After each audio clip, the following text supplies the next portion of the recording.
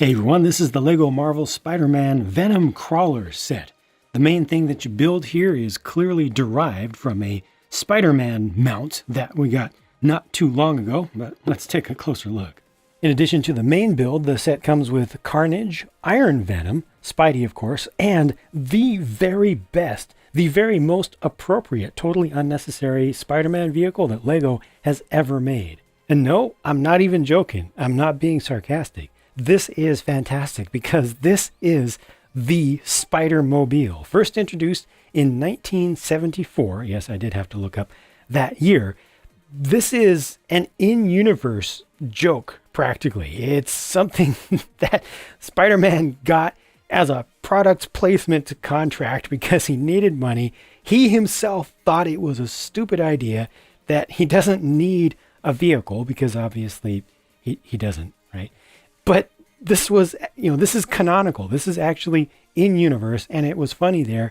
But yet, I think it actually was kind of a cool thing in and of itself. If you get past the lunacy of Spider-Man having a Volkswagen-based kit car. This is inspired by the classic Manx buggy conversion of Volkswagen Beetles, which itself is just utterly iconic. I love and loved those things. And LEGO has done a pretty proper rendition of one here, I think. They've got fenders, they've got pop-up lights. I guess these should be angled back a little bit more. Supposed to have just a little bit of angle in there. They've got web shooters coming off the sides. I'm not sure if this is specifically supposed to be the original 1974 version or a different spin-off version from there. But I mean, the size of this thing is nice and small. Has a 4-stud wide center section, but then the tires stick out. They use the right wheels and tires. Nice kind of balloon style, as we used to call those. And it's got a little bit of roll cage on the back and everything. It's got a bumper bar on the back, bumper bar on the front. I mean, this thing is pretty proper for what it's intended to be. The build of it is fairly simple, really.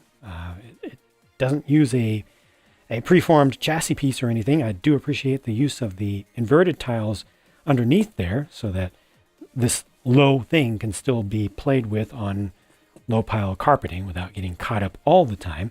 And yeah, I mean, it is what it is. It's the Spider-Mobile. It's pretty proper. It's a cool little LEGO vehicle. These are stud shooters. I recommend leaving them off if they bug you. They kind of bug me. Ha, bug.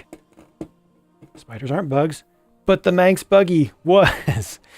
Yeah, I think that just looks much better. Still, maybe a little bit more modification can make this look even better, but I just really appreciate the existence of this thing.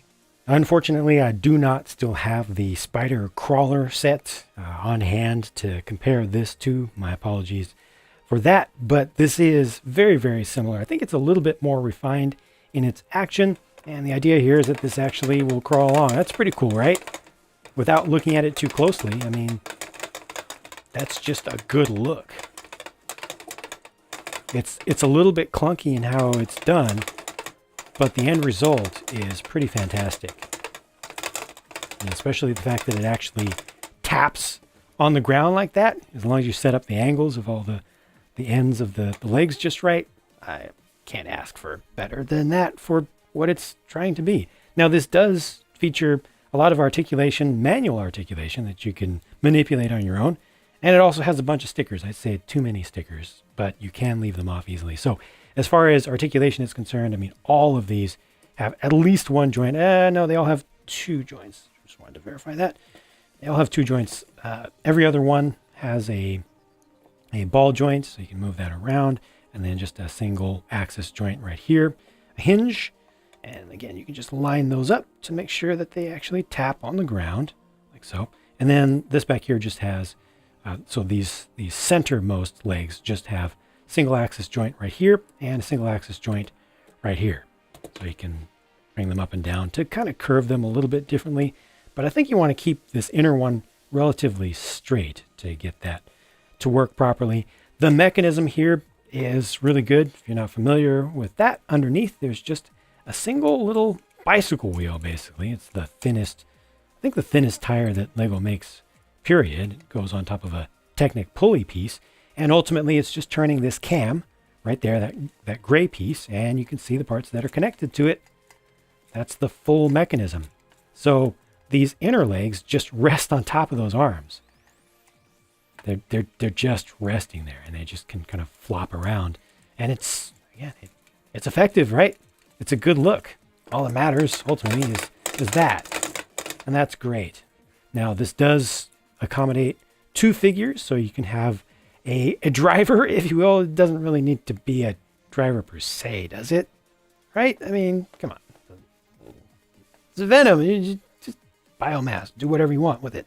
But you can just imagine these being bits of Venom biomass. I guess they're just connected in, kind of acting as conduits for neurological impulses or whatever for, Venom itself that sits there, and then you can have a second individual back there. Extra power source back here. Sorry, I don't know the canonical in-universe doodad whatsoever about that stuff, but power source. Clearly, look, it's a transparent piece inside of there, and it kind of looks like it's going to glow. And this can also shoot a single stud shooter back here, and they have silver colored studs for that. Sorry, I don't have one that's in there right now, but that's all you can do for shooting. The abdomen does not move up and down. The head or the face there, that looks pretty good. This is a printed piece. Character and creature building system armor piece. You may recognize it as a shoulder part from some large action figures. And the build for the mouth, I think, is pretty good. I personally hate having to install these little horn pieces. They're soft pieces. They're slippery. They always fall out of your fingers. They want to just run away from you. And the ends, because they're soft, tend to not want to go in the first time. Just personal, stupid little nitpick there. Same thing with these. They're just so slippery. The mold release compound on that plastic just makes them always want to fall out. And these also have the pointed tips, which can actually poke into you. They're just hard enough. They're just sharp enough. And there are a lot of those. So I ran out of patience, almost ran out of patience. I did finish it, but yeah, it was definitely testing my patience. I'll put it that way. Putting all those in. And then these stickers are just the same. Would have been nice to get a print, because there are 8 of that same piece with the same sticker. I didn't mind putting those stickers on so much, though. Much more minded the claw pieces. But that's pretty much it for the main build here. Let's take a look at the figures. This is so cool. Spider-Man is Spider-Man, of course, and I think this is a pretty good looking Spider-Man. I am not a Spider-Man expert, but I like this one. Dual molded legs, pretty good prints, good face. The shaping of the eyes is nice. I don't like the versions that have really tiny eyes by comparison that they did. I think it was mostly for later MCU versions. But yeah, it's pretty good. The only thing that would have made this distinctly better, definitely printing all the way around the head. But they don't do that, do they? No, they don't. So yeah, somebody's going to say, but Lobot, right? But they don't print all the way around the head. So this is as good as we can reasonably ask for, I think, these days. Iron Venom is a combination I personally have to admit I had never heard of, and that is a pretty frightening combination. I don't like the idea of it one bit, but there it is. It's interesting. Is it appropriate to use that helmet piece, the classic styled helmet piece? Let me know what you think about that. I'm torn about it, because on the one hand, yeah, the organic material is going to go around the outside and cover it and going to smooth it out a little bit. Maybe could have used some drips or rips around the sides of it. I'm not sure. I still rather fancy the standard style with the flip up front, the flip up visor and front mask part. I think I would have preferred that. I think it would have been more interesting, especially since underneath here, we do have Tony Stark, right? He's still there. Still exists. Is this the most appropriate head to use for this? I don't think so. I think something showing a little bit more of the fight between his actual self and the symbiote would have been better, something new. So I think that's a little bit of a miss. I feel like overall this figure could have been better. And then here's Carnage, who has a pretty intricate set of prints for the torso. So I like the torso quite a bit. The hip piece and then getting down into the legs, I feel like that loses some definition. Like they had some good stuff going with the torso and they lost it a little bit with the legs. I'm not sure exactly why. It would have been great to get printing on the arms and legs for this as well. Print around the back. Well, that's pretty good. You know, matches very nicely from the torso up into the head. But the head print for the front here, the face, I'm not sure if it's going to show up for you quite properly right here. But to me, it looks a little bit cheap. Needs more opacity, especially the whites of the eyes and also the mouth. There's just not enough there, not enough printing. The printing quality of that is not strong enough. It gives it almost a knockoff feeling. I hate to say, I don't like to use that, you know, that simile, but it really seems like a knockoff quality product in the head. The rest of it is okay, but again, could have been better. And he has a weapon that he has created there, which can have like spinning blades on it and stuff. Finally, here are the spare parts, which do include a couple of extra studs for the stud shooters on each side. The white ones for the Spider-Mobile, and then black, that's a correction there, black, not silver, for the crawler. And then this is the spent sticker sheet, just so you can see how many stickers it came with, including those 8 annoying repeated ones. Well, they're not that annoying, but they are very repeated. So, value. You think I should talk about value? It doesn't matter what you think. Seriously, though, it's important to talk about value always. And this is a 413-piece set. The retails for $30 US. Sold!